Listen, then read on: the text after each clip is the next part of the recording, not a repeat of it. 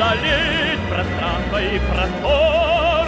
Нам разум дал стальные руки крылья, а вместо сердца пламенный мотор.